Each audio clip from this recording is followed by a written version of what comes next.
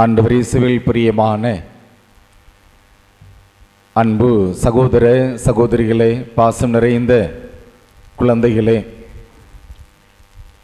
பீடத்தில் அமர்ந்திருக்கிற கடவுளின் பணியாளர்கள் அனைவரின் சார்பாக உங்கள் அனைவருக்கும், குறிப்பாக உங்களுடைய பங்கு தந்தை, ஐயம்பட்டி மண்ணில் கல்வி பணி ஆன்மீக பணி ஆற்றக்கூடிய அருட்சகோதரிகள் உங்கள் அனைவருக்கும் எங்களுடைய திருவிழா வாழ்த்துக்களை மகிழ்ச்சியோடு தெரிவித்துக் கொள்கிறோம். எல்லாம் நல்லா இருக்கிறீங்களா? மகிழ்ச்சியா இருக்கிறீங்களா? மிக்க மகிழ்ச்சி.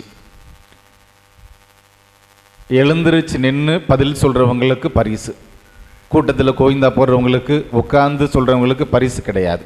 இந்த 2 நிபந்தனைகள் மட்டும்தான். இன்னைக்கு நாம் நம்முடைய பங்கினுடைய திருவிழாவை கொண்டாடுகிறோம். எத்தனாவது திருவிழா கொண்டாடுகிறோம்? நீங்க சொல்லுங்கம்மா. 123. உங்க பேர் என்ன? வினோலியா. இங்க வாங்க, உங்க பங்கு தந்தை உங்களுக்கு பரிசு கொடுப்பார். வாங்க, கை தட்டலாம்.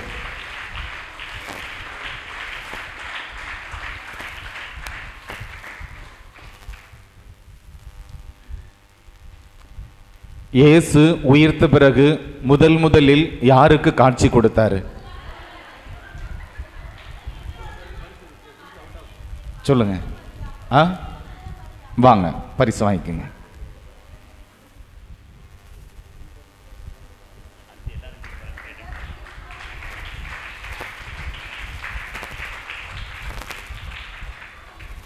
இன்னைக்கு வாசிக்கப்பட்ட முதல் வாசகம் எந்த புத்தகத்திலிருந்து எடுக்கப்பட்டது? கூட்டத்தில் கோவிந்தா போகிறவங்களுக்கு கிடையாதுன்னு சொல்லியாச்சு. தம்பி சொல்லியா? உன் பேர் என்னையா? முகேஷா? முருகேசன். வாங்க, சிறப்பு.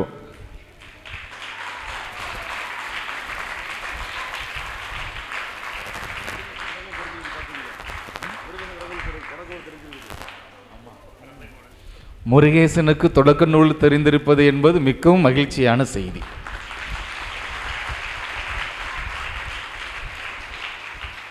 இன்றைய 2வது வாசகம் எங்கிருந்து எடுக்கப்பட்டது?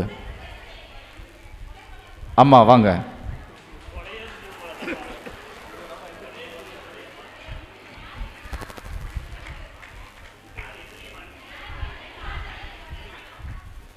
ஐயோ, சண்டைக்கு வந்துடுவாங்க போல இருக்கீங்கிட்டு. ஓ, அங்கே மட்டும் பார்க்குறேம்மா. இப்போ நான் உங்களை பார்க்குறேம்மா, கவலைப்படாதீங்க. இங்கேயும் பார்க்கலையா?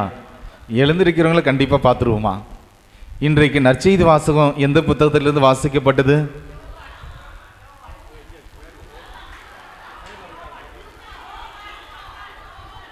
உட்காருங்க. அம்மா சொல்லுங்க. யோவான். உங்க பங்கு தந்தைகிட்ட பரிசு வாங்கிக்கோங்க.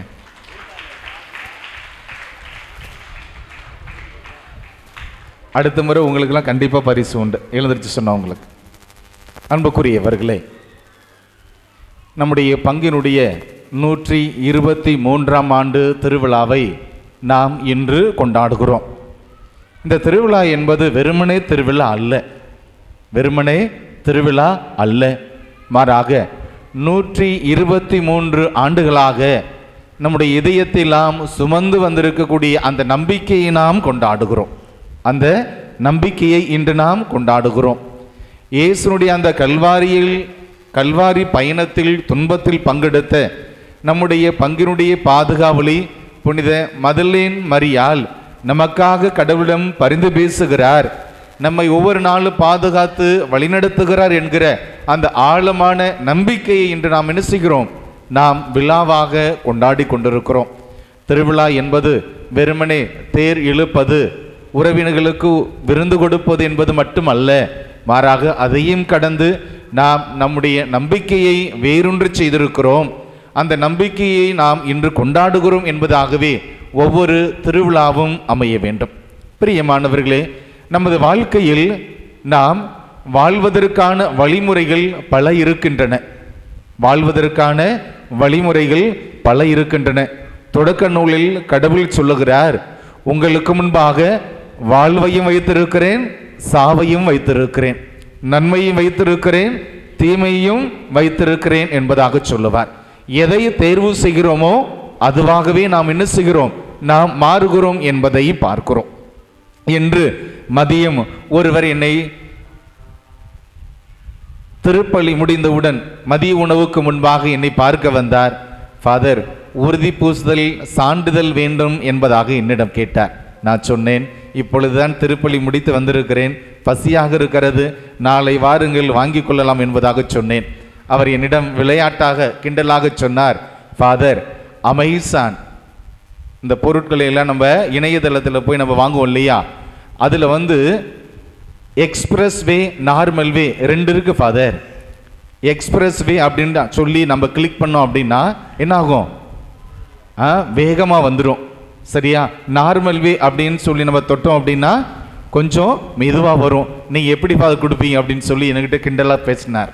பிரியமானவர்களே, நமக்கு இப்படி நம் வாழ்வுக்கு முன்பாக வழிமுறைகள் என்பது நிறைய இருக்கிறது. எதை தேர்வு செய்ய வேண்டும் என்கிற ஒரு அந்த தேர்வு நம்மிடம் இருக்கிறது என்பதை பார்க்கிறோம். எனவே எதை தேர்வு செய்கிறோமோ அதுவாகவே நாம் மாறுவோம். பல புனிதர்களின் வாழ்க்கையிலும் இப்படிப்பட்ட ஒரு நிலை இருந்தது என்பதாக பார்க்கிறோம். பழைய ஏற்பாட்டில் கடவுளின் மனிதர் என்று அழைக்கப்படக்கூடிய தோபித், அந்த புத்தகத்தை படிச்சிருக்கிறீங்களா? மிகச்சிறந்த ஒரு மனிதர், மிகச்சிறந்த ஒரு மனிதர். தன்னுடைய நம்பிக்கைக்கு அவர் பெயர் போனவர், நம்பிக்கைக்கு பெயர் போனவர். அந்த தோபித் அழகாக சொல்லுவார், கடவுள் எனக்கு எல்லாவற்றையும் கொடுத்திருக்கிறார், கடவுள் எனக்கு வாழ்வுக்கு தேவையான எல்லாவற்றையும் கொடுத்திருக்கிறார், எனக்கு எதுவும் குறைவு இல்லை, நான் இவற்றிற்கு மத்தியிலும் கடவுளை பற்றி கொண்டு வாழ்ந்து கொண்டிருக்கிறேன், அந்த கடவுளையே நான் நம்புகிறேன் என்பதாக சொல்லுவார். தொடர்ந்து சொல்லுகிற போது அவர் சொல்லுவார், ஒருவேளை இதே கடவுள் என்னிடம் இருக்கக்கூடிய அத்தனையும் எடுத்துக்கொண்டாலும், என்னிடம் இருக்கக்கூடிய அத்தனையும் எடுத்துக்கொண்டாலும் நான் இன்று கொண்டிருக்கக்கூடிய அதே நம்பிக்கையோடு நான் என்ன செய்வேன், நான் வாழ்வேன், அதே கடவுளை நான் பற்றி கொண்டு வாழ்வேன் என்பதாகவே சொல்லுவார். அப்படி என்றால் நான் கொண்டிருக்கக்கூடிய வளங்களோ என்னிடம் இருக்கக்கூடிய இல்லாமையோ என்னுடைய நம்பிக்கையை ஒருபோதும் என்ன செய்யாது, பாதிக்காது. என்னுடைய நம்பிக்கை ஒருபோதும் பாதிக்காது. அனைத்தும் இருந்தாலும் நான் நம்புகிற அந்த கடவுளை பற்றுக்கொள்வேன். என்னிடம் எதுவுமே இல்லாமல் இருந்தாலும் அதையே அந்த கடவுளையை நான் நம்பி வாழ்வேன், அந்த கடவுளையை நான் பின்தொடர்வேன், அந்த கடவுளையை நான் வழிபடுவேன் என்பதாக அந்த தோபித்து சொல்லுவார். இன்னொரு சிறப்பான ஒரு கதாபாத்திரம் பழைய ஏற்பாட்டில் பார்க்கிறோம். துன்புறும் மனிதன் என்கிற சொல்லும்போது எல்லோருக்குமே நினைவுக்கு வரும். அவர் யாரு? யோபு என்கிற ஒரு மனிதர். அவரும் கூட அழகாக சொல்லுவார், நேர்மையாளர், நீதிமான், எவருக்கும் தன்னுடைய சிந்தனையில் கூட தீங்கு நினைத்தது கிடையாது. அப்படிப்பட்ட ஒரு சிறந்த மனிதர், ஒரு மேன்மையான வாழ்க்கையை வாழ்ந்து வந்தார். அந்த மனிதர் கூட தன்னுடைய வாழ்க்கையில் அத்தனையும் பெற்றிருந்தார். பெயர் இருந்தது, புகழ் இருந்தது, உறவுகள் இருந்தார்கள், உடன்பிறப்புகள் இருந்தார்கள், பிள்ளைகள் இருந்தார்கள், நல்லதொரு மனைவி அமைந்திருந்தால், ஆயிரக்கணக்கான ஒட்டகங்கள், நிலப்பலன்கள் அத்தனையும் இருந்தது. கடவுள் அவருக்கு என்ன செய்திருந்தார்? அத்தனையும் கொடுத்திருந்தார். ஒரு புகழ்பெற்ற மனிதராகவே தன்னுடைய வாழ்க்கையை அவர் வாழ்ந்தார் என்பதாக பார்க்கிறோம். அந்த மனிதர் தன்னுடைய வாழ்க்கையில் கடவுள் சோதிக்கிற போது, கடவுள் அவரிடமிருந்து எல்லாவற்றையும் எடுத்துக் கொள்ளுகிற போது, கடவுள் அவரிடம் விட்டு வைத்ததெல்லாம் ஒன்றே ஒன்றுதான், அவருடைய உயிர் மட்டும்தான் மீதம் இருந்தது, மிஞ்சி இருந்தது. அவரிடம் இருந்த அத்தனையும் எடுத்துக்கொண்டார், அத்தனையும் எடுத்துக்கொண்டார். அவருடைய நண்பர்கள் கூட வந்து சொல்லுவார்கள், நீ ஏதோ தவறு செய்து விட்டாய், கடவுளுக்கு எதிராக பாவம் செய்து விட்டார், எனவே தான் கடவுள் உன்னை தண்டித்து விட்டார் என்பதாகவே சொல்லுவார்கள். ஆனால் யோபு அதை ஏற்றுக்கொள்ளவே மாட்டார். கடவுளின் பார்வையில் நான் நீதிமான், நான் கடவுளுக்கோ கடவுளின் மக்களுக்கோ இதுவரை நான் தீங்கு நினைத்ததே இல்லை, நான் தீமை செய்ததே இல்லை என்பதாகவே அடித்து சொல்லுவார். அந்த மனிதர் கூட என்ன சொல்லுவார்? நான் எல்லாம் இருந்த போதும் அந்த கடவுளை பற்றி கொண்டு வாழ்ந்தேன், இப்பொழுது அந்த கடவுள் என்னிடமிருந்து எல்லாவற்றையும் எடுத்துக்கொண்டார், என்னுடைய உயிர் மட்டுமே என்னிடம் ஊசலாடி கொண்டிருக்கிறது. இப்படி துன்பம் நிறைந்த சூழ்நிலையிலும் கூட நான் அந்த கடவுளையே பற்றி கொண்டு வாழுகிறேன், அந்த கடவுளையே நான் நம்புகிறேன். என்னிடம் இருந்து எடுத்த கடவுள் அதை திரும்பவும் கொடுப்பார் என்பது எனக்கு தெரியும். எனவே அந்த கடவுளையே நான் நம்பி வாழுவேன், அந்த கடவுளையே பற்றி கொண்டு வாழ்வேன். எனவே நான் என்னுடைய நம்பிக்கையில் ஒருபோது நான் மாறவே மாட்டேன் என்பதாக சொல்லுவார். இப்படி என்னிடம் இருக்கும்போதும் சரி, எல்லாவற்றையும் என்னிடமிருந்து கடவுள் எடுத்து கொண்டாலும் சரி, நான் ஒருபோதும் என்னுடைய நம்பிக்கையில் சோர்ந்து போக மாட்டேன், இடறி போக மாட்டேன் என்பதாகவே சொல்லுவார். அவருக்கு முன்பாக கூட 2 வாய்ப்புகள் இருந்தது. துன்பத்தில் கடவுளை விட்டு செல்லுவது, எல்லாம் இருந்தபோது கடவுளை பற்றி கொண்டு வாழ்வது. ஆனால் அவர் அப்படியெல்லாம் பிரித்து பார்க்கவில்லை. அவர் என்ன செய்தார்? எல்லா நிலைகளிலும் அந்த கடவுளையை பற்றி கொண்டு வாழ்ந்தார் என்பதாக பார்க்கிறோம். பிரியமானவர்களே, பழைய ஏற்பாட்டிலே ஆபிரகாம் நம்பிக்கையின் தந்தை என்று அழைக்கப்பட்டவர். நம்பிக்கையின் தந்தை என்று அழைக்கப்பட்டவர். அவருக்கு வயதான பருவத்தில் கூட என்ன இல்லை? குழந்தை இல்லை. குழந்தை இல்லை. இன்றைய முதல் வாசகத்தில் அதை தான் நாம் வாசிக்க கேட்டோம். அவருக்கு குழந்தை இல்லை. ஆனால் வயதான பருவத்தில் என்ன செய்கிற கடவுள்? அவருக்கு ஒரு ஆண்மகனை கொடுக்கிறார். அவருக்கு ஈசாக்கு என்கிற ஆண்மகனை கொடுக்கிறார். சிறிது காலம் அவர்கள் மகிழ்ச்சியோடு வாழுகிறார்கள். அதே ஆபிரகாம் கடவுளிடம் என்ன சொல்லுகிறார்? உன்னுடைய ஒரே மகனை எனக்கு நீ பலி கொடு என்பதாகவே சொல்லுகிறார். ஆபிரகாம் எப்படி இருந்திருப்பாரு? எப்படி நடத்திருப்பாரு? உங்ககிட்ட ஒரு பிள்ளையை வச்சிருக்கிறீங்கன்னா நீங்க சாமியாருக்கு கொடுங்க அப்படின்னு சொன்னா சாமியாருக்கு விடுவீங்களா? விடமாட்டோம். சாமியாரை விடமாட்டோம். ஏன்னா ஒரே புள்ள வச்சிருக்கிறோம், சாமியாருக்கு விடமாட்டோம். ஆனா ஆபிரகாமுக்கு ஒரே ஒரு மகன் தான் இருந்தார். அந்த கடவுள் கேட்டபோது ஆபிரகாம் என்ன சொன்னார்? மறுக்கவே இல்லை. கடவுளை நான் பலி கொடுக்கிறேன் என்பதாகவே தன்னுடைய மகனை அங்கே பலி கொடுக்க அழைத்து செல்வார். அப்படி சென்ற போதெல்லாம் அவருக்கு இருந்த நம்பிக்கை என்னவென்றால், கடவுள் கொடுத்தார், கடவுள் கேட்கிற கடவுள் திரும்பவும் எனக்கு கொடுப்பார் என்பது எனக்கு தெரியும் என்கிற ஒரு நம்பிக்கை இருந்தது. அவர் நினைத்திருந்தால் என்ன செய்திருக்கிறார்? கடவுளே, எனக்கென்று இருப்பவன் ஒரே ஒருவன் தான், எனவே நான் அவனை தர முடியாது என்று சொல்லி இருக்கலாம். ஆனால் என்ன செய்தார்? அவர் அப்படி சொல்லவில்லை. கடவுள் கொடுத்தார், கடவுள் கேட்கிறார், அந்த கடவுள் மீண்டும் எனக்கு கொடுப்பார் என்பது எனக்கு தெரியும். எனவே நான் வாழ்ந்தாலும் இறந்தாலும் அந்த கடவுளுக்காகவே வாழ்வேன். எல்லாம் இருந்தாலும் எதுவும் இல்லாவிட்டாலும் அந்த கடவுளுக்காகவே வாழ்வேன் என்பதாக ஒரு ஆழமான நம்பிக்கை கொண்டிருந்தார் என்பதாக பார்க்கிறோம். பிரியமானவர்களே, நம்முடைய பங்கினுடைய பாதுகாவலி புனித மதலேன் மரியாள், இவருக்கு வாழ்க்கையில் 2 வாய்ப்புகள் இருந்தது. அவரை குறித்து வரலாற்று புத்தகங்களை வாசிக்கும் போது அவரை குறித்து சொல்லப்பட்டிருப்பது என்னவென்றால், பாவியாகிய பெண். 7 பேய்கள் ஓட்டப்பட்ட, இயேசுவால் ஓட்டப்பட்ட பெண் என்பதாகவே அவரை குறித்து சொல்லுவார்கள். அவருடைய பாதி வாழ்க்கை அப்படித்தான் இருந்தது. அவர் என்ன செய்திருக்கிறார்? அந்த பாவியான வாழ்க்கையை முழுவதுமாக வாழ்வு முழுவதும் வாழ்ந்திருக்கலாம். ஆனால் என்ன செய்யவில்லை? அப்படி செய்யவில்லை. அந்த மதலேன் மரியாள் இயேசு முதலில் நற்செய்தியை அறிவித்த அந்த கலிலேய மண்ணை சார்ந்தவர். முதலில் அங்குதான் இயேசு என்ன செய்கிறார்? நற்செய்தியை தூவுகிறார், அறிவிக்கிறார். அந்த மண்ணிலிருந்து வந்தவர் தான் இந்த மதலேன் மரியாள். இவர் தன்னுடைய வாழ்க்கையில் எப்படி வேண்டாலும் வாழ்ந்திருக்கலாம் என்கிற ஒரு வாழ்வு நிலை இருந்தது. நன்மையை தேர்ந்தெடுத்திருக்கலாம், தீமையை தேர்ந்தெடுத்திருக்கலாம். அந்த ஒரு வாய்ப்புகள் அவளுக்கு கொடுக்கப்பட்டது. இருந்தாலும் கூட இயேசுவை பார்த்த பிறகு, இயேசுனுடைய அருளை கண்ட பிறகு, இயேசு என்னோடு பயணிக்கிறார் என்பதை உணர்ந்த பிறகு அவர் என்ன செய்கிறார்? எல்லாவற்றையும் விட்டுவிட்டு, தன்னுடைய பாவம் நிறைந்த வாழ்வு முறையை விட்டுவிட்டு என்ன செய்தார்? இயேசுவை பின்தொடர்ந்தார் என்பதாக பார்க்கிறோம்.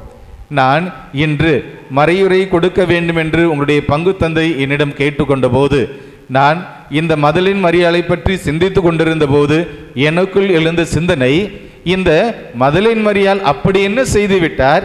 இவருக்கு புனிதர் பட்டம் கொடுத்திருக்கிறார்கள். இந்த ஐயம்பட்டி பங்கிலே 123 ஆண்டுகளாக இந்த மதலின் மரியாளைத்தான் தங்களுடைய பாதுகாவலியாக கொண்டிருக்கிறார்கள். அப்படி இந்த மதலின் மரியாள் என்ன செய்து விட்டார் என்பதாகவே நான் என்ன செய்து கொண்டிருந்தேன்?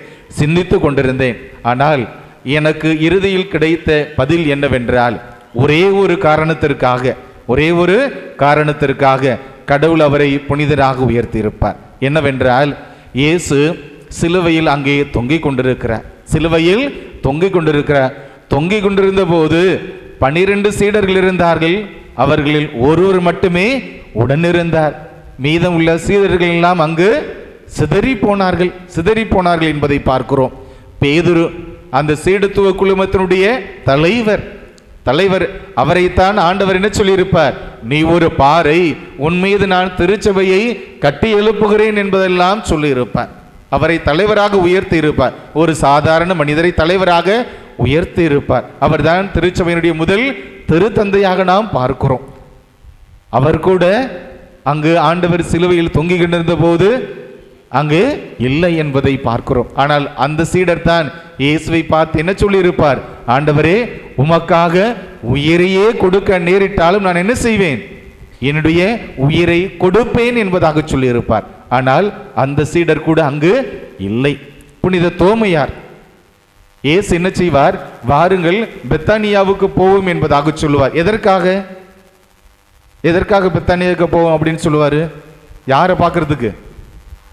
லாசரை பார்க்கறதுக்கு. லாசர் யாரு? இயேசுனுடைய நண்பர். லாசரை பார்க்கறதுக்காக போகணும் அப்படின்னு சொல்லுவார். அப்ப மற்ற சீடர்கள்லாம் சொல்லுவாங்க, ஆண்டவரே, இப்பதான் கொஞ்ச நாளைக்கு முன்னாடி நம்ம பெத்தானியாவுக்கு போனோம், எல்லாரும் என்ன செஞ்சாங்க? கல்லெடுத்து நம்ம மேல எரிஞ்சாங்க, திரும்ப அங்க போகணுமா? வேண்டாம் ஆண்டவரே அப்படின்னு சொல்லி மற்ற எல்லா சீடர்களும் சொல்லுவாங்க. ஆனா புனித தோமையார் மட்டும் என்ன சொல்லுவாரு? வாருங்கள் அவரோடு செல்வோம், இறக்க நேர்ந்தாலும் அவரோடு நாம் இறப்போம் என்பதாக சொல்லுவார். அப்படி தைரியமா சொன்ன மனுஷன் இயேசு சிலுவையில தொங்கிக் கொண்டிருந்தவர் அங்க இருந்தாரா? இல்லை. சிலுவையில் தொங்கிக் கொண்டிருந்த போது அங்கே இல்லை. கல்வாரி பயணத்தில் அவர் பங்கெடுக்கவில்லை. அடுத்ததாக ஒரு அம்மா வந்து இயேசு கிட்ட வந்து கேட்பாங்க, ஆண்டவரே, என் மகன்கள் 2 உமது சீடர்களாக இருக்கிறார்கள். யார்? ஒருவர் நீர் ஆட்சியுரிமை பெறும்போது ஒருவர் உமது வலதுபுறத்திலும் இன்னொருவர் இடதுபுறத்திலும் அமரும்படி அருளும் என்பதாக அந்த அம்மா கேட்பார். ஆண்டவர் என்ன சொல்லுவாரு? வலதுபுறத்திலும் இடதுபுறத்திலும் அமர வைப்பது என்பது என்னுடைய திருவுளம் அல்ல, அது என்னுடைய தந்தையின் திருவுளம் என்பதாக சொல்லுவார். நான் குடிக்கக்கூடிய அந்த துன்ப கிண்ணத்தை உங்களால் குடிக்க இயலுமா என்பதாக கேட்பார். அவர்கள் என்ன சொல்லுவார்கள்? ஆம் என்பதாக சொல்லுவார்கள். அப்படி என்றால் உங்களுடைய துன்பத்தில் நாங்கள் பங்கெடுக்கிறோம், எப்படியாக இருந்தாலும் அந்த அரியணையில் நாங்கள் என்ன செய்ய வேண்டும்? அமர வேண்டும் என்பதாக சொல்லுவார்கள். யார்? அந்திரேயா, யாக்கோப்பு. ஆனால் அப்படி சொன்னவர்கள், துன்ப கிண்ணத்தை குடிப்போம் என்று சொன்னவர்கள் இயேசு சிலுவையில் தொங்கிக் கொண்டிருந்த போது அங்கே இல்லை என்பதாகவே பார்க்கிறோம். இப்படி இயேசுவோடு உடன் பயணித்தவர்கள், இயேசுவோடு உடன் வாழ்ந்தவர்கள், இயேசுவின் அத்தனை அற்புதங்களையும் புதுமைகளை பார்த்த அந்த சீடர்கள் இயேசுவோடு இயேசு துன்பப்பட்ட போது அங்கே உடன் இருக்கவில்லை என்பதை பார்க்கிறோம். ஆனால் இந்த ஒரு பெண் மதலேன் மரியாள் என்ன செய்தார்? இயேசுவின் கல்வாரி பயணத்தில் பங்கெடுத்தார். இயேசு சிலுவையில் தொங்கிக் கொண்டிருந்த போது அந்த கல்வாரியில் உடனிருந்தார் என்பதாகவே பார்க்கிறோம். எனவே திரு அவை அவருக்கு புனிதர் பட்டம் கொடுத்திருக்கிறது என்றால், யூதர்கள் நம்மையும் கொன்று விடுவார்கள் என்று சீடர்கள் கூட அஞ்சி ஓடினார்கள். ஆனால் எவருக்கும் பயப்படாமல், எவருக்கும் அஞ்சாமல் துணிச்சலோடு அந்த சிலுவையில் பங்கெடுத்தாரே, சிலுவை பயணத்தில் பங்கெடுத்தாரே, இயேசு சிலுவையில் தொங்கிக் கொண்டிருந்த போது தைரியமாக அங்கே சிலுவையின் அடியில் நின்றாரே, அந்த நம்பிக்கைக்காக திரு அவை அவருக்கு என்ன செய்திருக்க வேண்டும்? அவருக்கு புனிதர் பட்டம் கொடுத்திருக்க வேண்டும். ஏனென்றால் அவருடைய நம்பிக்கை என்பது உயர்வானது, மேன்மையானது, எடுத்துக்காட்டானது. ஏனென்றால் இயேசு என்னை சுகப்படுத்தினார், என்னிடமிருந்து அந்த தீய சக்திகளை எல்லாம் ஓட்டினார் என்பதோடு தன்னுடைய வாழ்க்கையை அவள் என்ன செய்து கொள்ளவில்லை? முடித்து கொள்ளவில்லை. என்னை இயேசு ஒரு தூய்மையான வாழ்வுக்கு அழைத்திருக்கிறார். இந்த சமூகம் என்னை பாவி என்று சொன்னது, தீமைகளின் ஒட்டுமொத்த உருவம் நான் என்று சொன்னது. ஆனால் இந்த இயேசு என்ன செய்தார்? என்னை தூய்மையான வாழ்வுக்கு அழைத்தார். எனவே இனி வாழ்ந்தால் அந்த இயேசுவுக்காகவே என்கிற ஒரு ஆழமான நம்பிக்கையோடு அவர் தன்னுடைய கல்வாரி பயணத்தை பங்கெடுத்தார். இயேசுனுடைய அந்த இறுதி மூச்சு வரை உடனிருந்தார் என்பதை பார்க்கிறோம். எனவே திரு அவை எடுத்த முடிவு என்பது மிகச்சிறப்பானது. அவருக்கு ஒரு புனிதர் பட்டம் கொடுத்தது. ஆனால் திரு அவை கொடுத்த அந்த பட்டத்தை விட இயேசு கொடுத்த அந்த ஆசீர்வாதம் என்பது மேன்மையானது. காரணம், இயேசு உயிர்த்த பிறகு தன்னுடைய 12 சீடர்களுக்கு தோன்றவில்லை. இயேசு உயிர்த்த பிறகு தன்னுடைய 12 சீடர்களுக்கு தோன்றவில்லை. யாருக்கு காட்சி கொடுத்தார்? யாருக்கு காட்சி கொடுத்தார்? மதலேன் மரியாவுக்கு காட்சி கொடுக்கிறார். அப்படி இருந்தால் இயேசு 33 ஆண்டுகள் இந்த உலகத்தில் வாழ்ந்தார். பல நம்பிக்கை நிறைந்தவர்களை பார்த்திருப்பார். 100 தலைவர் வந்து, ஆண்டவரே, நீர் என்னுடைய இல்லத்தில் அடியெடுத்து வைக்க நான் தகுதியற்றவன், ஒரு வார்த்தை சொல்லும், என் மகன் என்ன செய்வான்? குணமடைவான் என்று சொல்லியிருப்பார். அவருடைய ஆழமான அங்க நம்பிக்கை அங்கே வெளிப்படுத்தி இருப்பார். இன்னொரு பெண் ஆண்டவரிடம் வந்து, இரத்த போக்கினால் துன்பப்பட்ட பெண், ஆண்டவரே, உன்னுடைய ஆடையை தொட்டாலே நான் என்ன செய்வேன்? நான் குணமடைவேன் என்று ஆழமாக நம்பி ஆடையை தொடுவாள், அவள் சுகம் பெறுவாள் என்பதை பார்க்கிறோம். இப்படி நம்பிக்கையோடு வாழ்ந்த பல கதாபாத்திரங்களை நாம் விவிலியத்தில் பார்க்கிறோம். ஆனால் அவர்களுக்கெல்லாம் இயேசு என்ன செய்யவில்லை? உயர்த்த பிறகு காட்சி கொடுக்கவில்லை. ஆனால் இந்த ஒரு தனி ஒரு பெண்ணை தேர்ந்தெடுத்து என்ன செய்தார்? ஆண்டவர் காட்சி கொடுத்தார் என்பதை பார்க்கிறோம். ஏனென்றால் அவளுடைய நம்பிக்கை தான் ஆண்டவரின் பார்வையில் மேன்மையாக இருந்தது. நான் சிலுவையில் தொங்குகிற போது நான் தேர்ந்தெடுத்த என்னுடைய 12 சீடர்களும் என்னை விட்டு ஓடி போயிருப்பார்கள். என்னுடைய தாய் என்னோடு இருக்கிறாள் என்றால் அவள் என்னுடைய தாய். அதற்காக என்ன செய்திருக்கலாம்? அந்த தாய் என்னோடு இருந்திருக்கலாம். ஆனால் இந்த பெண்ணுக்கும் எனக்கும் எந்தவித தொடர்பும் இல்லை, உறவும் இல்லை. ஆனாலும் கூட இந்த பெண் யாருக்கும் அஞ்சாமல் நம்பிக்கையோடு எனக்காக வாழ வேண்டும் என்பதற்காக நான் சிலுவையில் தொங்கிக் கொண்டிருந்த போது கூட அந்த பெண் என்னோடு இருந்தார் என்று நாம் பார்க்கிறோமே. அந்த ஒரு காரணத்திற்காக இயேசு என்ன செய்தார்? இயேசு உயிர்த்த பிறகு காட்சி கொடுக்கிறார் என்பதை பார்க்கிறோம். பிரியமானவர்களே, நம்முடைய நடைமுறை வாழ்வுக்கு வருவோம். நாம் எல்லாம் இருக்கிற போது நமது உறவுகளோடு நன்றாக பேசுகிறோம், பழகுகிறோம் என்பதில் அல்ல நமது வாழ்க்கையின் தரம். நம்முடைய வாழ்க்கையின் தரம் எதுவுமே இல்லாமல் போனாலும் கூட நமது உறவில் நாம் பாகுபாடு காட்டாமல் எல்லோரோடும் சமநிலையில் பழகுகிறோமே, அதுதான் நம்முடைய தரம் என்ன என்பதை எல்லோருக்கும் எடுத்து சொல்லும். ஆனால் நடைமுறை வாழ்க்கையில் பார்க்கிற போது மனிதர்கள் எப்படி இருக்கிறார்கள், எப்படி வாழுகிறார்கள் என்று பார்க்கிற போது ஒரு மனிதன் வசதியாக இருக்கிறான், பெயரோடு புகழோடு வாழுகிறான் என்றால் நாம் என்ன செய்கிறோம்? அவனோடு நாம் தோழமை பாராட்டுகிறோம். ஒருவேளை அவனிடம் ஒன்றுமில்லாமல் போய்விட்டால் நாம் என்ன செய்கிறோம்? அவனோடு இருக்கிற உறவை நாம் என்ன செய்கிறோம்? நாம் வெட்டி கொள்ளுகிறோம். ஆனால் ஒரு மனிதனுடைய தரம் என்பது அப்படிப்பட்டது அல்ல. ஒரு மனிதனுடைய தரம் எங்கே பரிசோதனை செய்யப்படுகிறது என்றால், ஒன்றும் இல்லாவிட்டாலும் கூட அவன் என்னுடைய உறவுக்காரன், என்னுடைய தோழன், என்னுடைய நண்பன், என்னுடைய தோழி என்று சொல்லுகிறோமே, அங்குதான் ஒரு மனிதனுடைய தரம் என்பது வெளிப்படுகிறது. நல்ல கிறிஸ்தவன் என்பது அங்கேதான் வெளிப்படுகிறது. நாம் அனைவரும் ஆழமான நம்பிக்கை கொண்டவர்கள் என்கிற ஒரு நிலை அங்கேதான் வெளிப்படுகிறது. அப்படிப்பட்ட ஒரு வாழ்வு முறையை கொண்டவர் தான் நம்முடைய ஊரினுடைய பாதுகாவலி மதலேன் மரியாள். எல்லாம் இருந்த போதும் கடவுளை பற்றி கொண்டார், எதுவுமே இல்லாத போது கடவுளை பற்றி கொண்டார். இனி வாழ்ந்தால் அந்த இயேசுவுக்காகத்தான் வாழ வேண்டும் என்கிற ஒரு வாழ்வு முறையை அவர் தேர்வு செய்தார் என்பதாகவே பார்க்கிறோம். பிரியமானவர்களே, இன்று நாம் நமது பங்கினுடைய 123வது திருவிழாவை மகிழ்ச்சியோடு ஒரே குடும்பமாக கூடி வந்திருக்கிறோம். இந்த நாளிலே நாம் சிந்தித்து பார்க்க வேண்டியதெல்லாம், என்னுடைய வாழ்வின் தரம் எப்படிப்பட்டதாக இருக்கிறது. நான் திருப்பலிக்கு முன்பாக உங்கள் பங்கு தந்தையிடம் பேசிக்கொண்டிருந்தேன். இந்த பங்கிலிருந்து எந்தெந்த பங்கெல்லாம் பிரிந்தது. இந்த பங்கிலிருந்து கைலாசபுரம் பிரிந்தது, துப்பாக்கி தொழிற்சாலை பங்கு பிரிந்தது, காட்டூர் பங்கு பிரிந்தது, பிறகு பத்தாளப்பட்டி பங்கு பிரிந்ததெல்லாம் சொல்லிக் கொண்டிருந்தார்கள்.